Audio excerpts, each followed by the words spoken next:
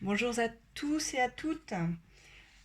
Alors j'ai commencé il y a quelque temps à vous donner l'interprétation des figures dans le tarot de Marseille, tarot doré, enfin tous les tarots en fait. On avait fait la série des valets, des cavaliers, rois, reines. Aujourd'hui je vous propose de vous intéresser aux arcanes majeurs.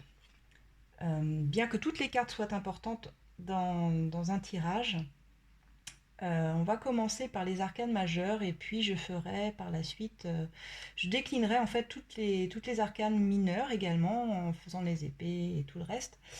Donc aujourd'hui nous allons nous intéresser à la carte du mat ou du fou. Dans le tarot de Marseille on l'appelle le mat, c'est la carte numéro 22. Dans le tarot doré c'est la carte 0.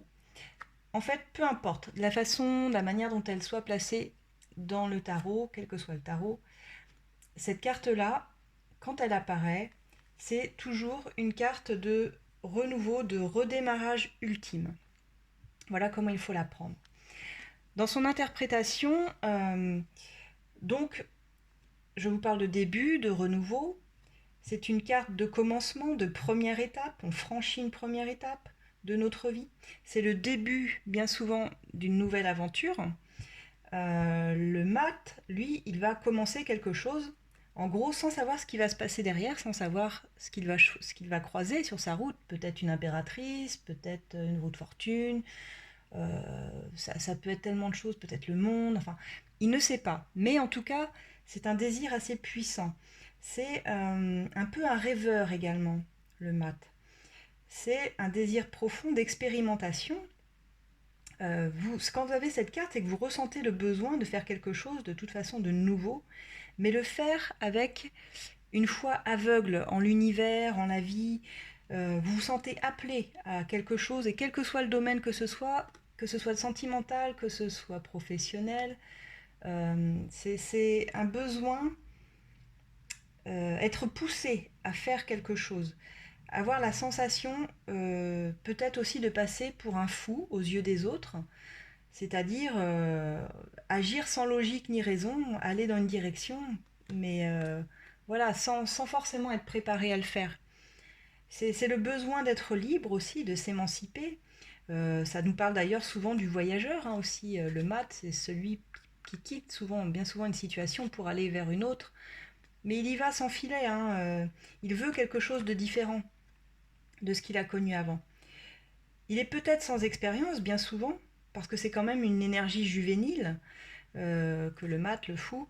Euh, mais il sait qu'il doit le faire parce qu'il y a une envie de partir à l'aventure. C'est ce que notre âme a envie de faire, c'est ce qu'elle désire, c'est les désirs de notre âme. Et quand vous avez cette carte, eh bien, on vous dit d'y aller. Si vous êtes un nouveau projet et que vous avez peur, par exemple, elle vous dit vas-y, fonce.